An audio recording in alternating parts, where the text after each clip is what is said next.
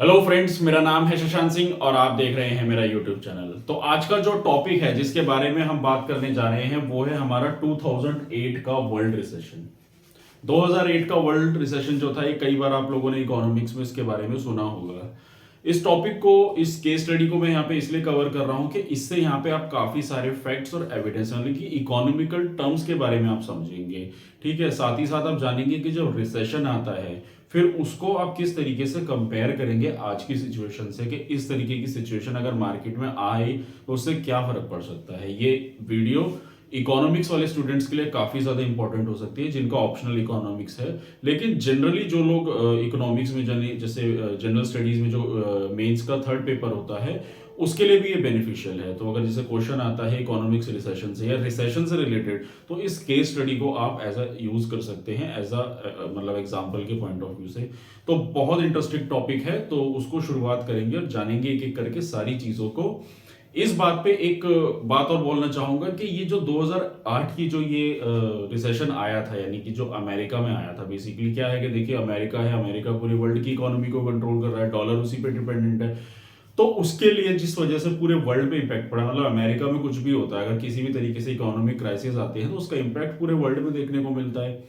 तो अमेरिका में जो भी कुछ हुआ तो कहते हैं कि इसके पीछे काफी सारी कॉन्स्पिरेसीज थी। ये एक सोची समझी साजिश थी। तो ये एक सोची समझी साजिश थी, कॉन्स्पिरेसी थी, या एक्चुअल में होने वाला एक ऐसी चीज जिसपे इकोनॉमिस्ट का ध्यान नहीं गया या सरकार का ध्यान नहीं गया। तो वो क्या होगा वो आप इसी वीडियो के लास्ट में आप खुद कंक्लूड करके कमेंट सेक्शन में जरूर बताइएगा। तो चलिए शुरुआत करते हैं और जानते हैं क्या होता है। तो देखिए जो टॉपिक है मैंने बनाया है की पॉइंट्स के साथ शुरुआत करी है, थोड़ा कंफ्यूज आप लोग मत होना। और इसको बताने से पहले मैं यहाँ पे एक बार थोड़ा सा रिसेशन के बारे में बताऊंगा और थोड़ा सा अमेरिकन इकोनॉमी के बारे में।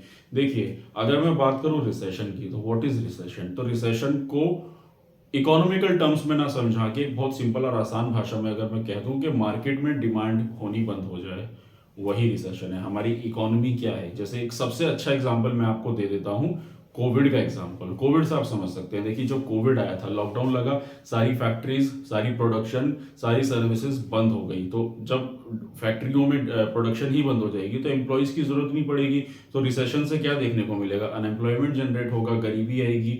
तो क्या हो रहा था कि बेसिकली रिसेशन भी यही होता है कि जब प्रोडक्शन मार्केट में बंद हो जाती है। एक्चुअली होता क्या है ना, इकोनॉमिक्स में क्या होता है कि इन्फ्लेशन आता है। और सरकारों का इंटरफेरेंस क्यों रहता है, वो इसीलिए रहता है कि जब मार्केट में कंसिस्टेंटली प्रोडक्शन हो रही होती है तो उसकी कंजप्शन भी होगी, डिमांड भी बढ़ेगी। एक टाइम ऐसा आता है कि जब प्रोडक्शन मास लेवल पे हो जाती है, जीडीपी बढ़ जाती है, फिर कंसिस्टेंटली गिरने लगती है, डिमांड घट जाती है। जैसे एक बहुत अच्छा एग्जांपल के तौर पे बात करूंगा, यूट्यूब चैनल को आप आज की डेट में देखिए। जैसे एक टाइम तो जब यूट्यूब चैनल पे बहुत लिमिटेड चैनल हुआ करते थे, आज की डेट में हर इंसान यूट्यूब चैनल चला रहा है। तो क्या है कि देखिए यूट्यूब चैनल में स्टार्टिंग में क्या होता है कि व्यू बढ़ जाते हैं, फिर क्या होता है मार्केट में चॉइस आने लग जाती है। तो जब चॉइस आएगी, प्रोडक्शन बढ़ जाएगी, तो लोग फिर क्या है स्विच कर जाते हैं चीजों को। जैसे और भी कोई एग्जांपल दें कि जैसे मान लीजिए कोई एक फैक्ट्री है जो कपड़ा बनाती है या फिर कोई बिस्किट बनाती है, फिर उसके जैसा बिस्किट बनाने वाली और भी मार्केट कंपनी में आ गई। तो लोग अब क्या है, उसके जो कस्टमर्स है वो स्विच हो जाएंगे, टेस्ट बढ़ जाएगा। तो उससे क्या होता है, उससे रिसेशन देखने को मिलता है। तो वही हमारा रिसेशन होता है, जब मार्केट में चीजों की डिमांड जो है कम हो जाती है तो जीडीपी जो है वो ग्रोथ करना कम कर देती है। तो ऐसा ही कुछ हुआ था, मतलब रिसेशन आया था तो जब सारी कंपनीज जो है वो दिवालिया साबित हो गई थी, और जिसकी वजह से फिर क्या हुआ था, रिसेशन देखने को मिला, तो लोगों में बेरोजगारी आ गई थी। और अमेरिका क्या है कि अमेरिका पे सारे वर्ल्ड की इकोनॉमी कनेक्टेड है। तो जब अमेरिका पे वो इम्पैक्ट पड़ा तो उसकी वजह से बाकी कंट्रीज पे भी इम्पैक्ट पड़ा, क्योंकि बाकी कंट्रीज ने भी अपना पैसा लगाया हुआ था, भरोसा था। अब ये भरोसा क्यों था, अगर इसके बारे में मैं आपको बताऊं तो अमेरिका अपने आप में एक पावरफुल इकोनॉमी, अगर वो जानना चाहते हैं तो आप मेरी एक लास्ट वीडियो है उसमें जाइए, मेरे डिस्क्रिप्शन बॉक्स में लिंक मिल जाएगा। उसमें मैंने पूरा बताया कि किस तरीके से डॉलर पावरफुल हुआ था, कैसे अमेरिकन इकोनॉमी ने पूरे वर्ल्ड पे अपना हक जता रखा है, कब्जा जता रखा है। तो वो जानने के लिए आप मेरी उस वीडियो को देख सकते हो, डिस्क्रिप्शन बॉक्स में आपको लिंक मिल जाएगा। तो ये हुआ। दूसरी बात, अमेरिका अपने आप में एक सुपर पावर बन चुका था। जब कॉलोनियल रूल चल रहा था तो अमेरिका अपनी ग्रोथ बनाने लग रहा था, अपनी इकोनॉमी को डेवलप करने लग रहा था, लोगों के पास पैसा आने लग रहा था। अब जब लोगों के पास पैसा आएगा तो एक बहुत छोटा सा एग्जांपल लूंगा, जैसे मान लीजिए एक लैंड एरिया है। तो एक लैंड एरिया है जब जहां पे एस्टेब्लिशमेंट होगा, जहां पे कंपनी सेटअप होंगी, लोगों को रोजगार मिलेगा, लोगों के पास पैसा आएगा तो वहीं लोग घर लेना शुरू करेंगे। और इसी के तहत शुरुआत होती है हाउसिंग लोन से।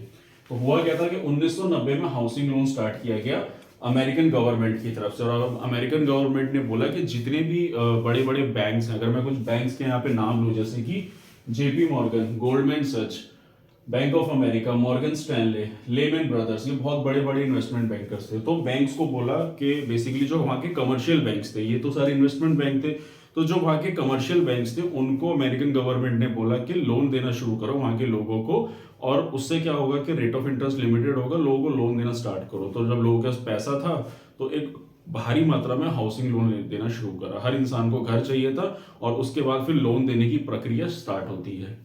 लोन देना स्टार्ट होता है तो उसमें क्या होता है कि काफी सारे इन्वेस्टर्स और सारी इन्वेस्टमेंट कंपनीज जुड़ती है। तो वो कौन कौन लोग जुड़ते हैं अभी बताऊंगा मैं आपको।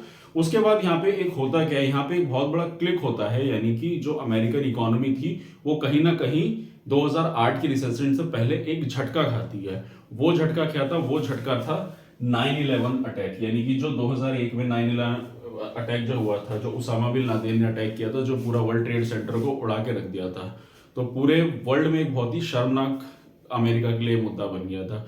इसके चलते हुए क्या हुआ था, जो वहां के नॉन सिटीजन्स थे उनको कहीं ना कहीं एक शक की निगाह से देखा गया।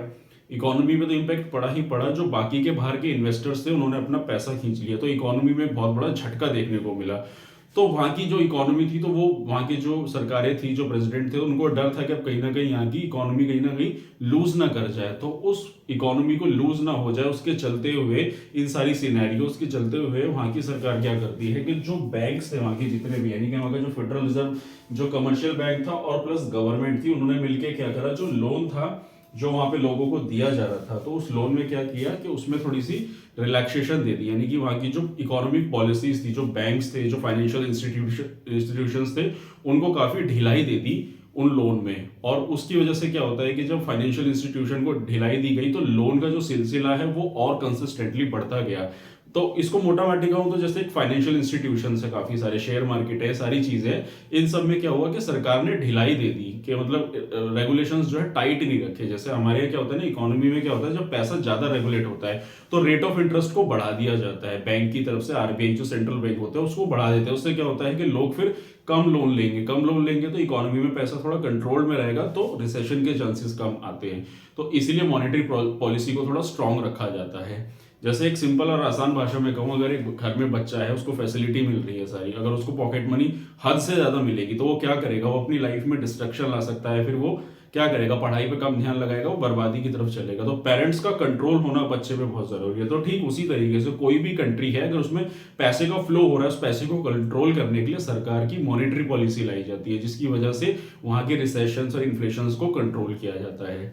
लेकिन सरकार ने ये नहीं किया, अमेरिका की सरकार ने इन चीजों को बहुत फ्रीली करते रहे, और हाउसिंग का जो ये पूरा लोन सिस्टम चल रहा था इसको बहुत ही मास लेवल पे बढ़ाते गए। एक मिडिल क्लास इंसान, हर इंसान, किसी को भी लोन दिया जा रहा था। लोन ऐसे नहीं कि कोई इंक्वायरी करने की वजह से, बस विदाउट एनी इंक्वायरी, ऐसे ही कहते कि एक तरह से बस आंख बंद करके लोन बांटा जा रहा था, और उसके बदले में मॉर्गेज रखी जा रही थी। मॉर्गेज मतलब कोई भी सिक्योरिटी उसके उसमें रखी जा रही थी, कोई भी प्रॉपर्टी या कोई भी चीज हो गई, लोग अपनी रखने लग गए। उसके सब चलते हुए क्या होता है कि एक टाइम ऐसा आता है कि बैंक के पास लिक्विडिटी की कमी पड़ जाती है, इतना पैसा लोन में दे दिया कि लिक्विडिटी की कमी पड़ जाती है। अब यहां से शुरुआत होती है इन्वेस्टमेंट बैंक्स की।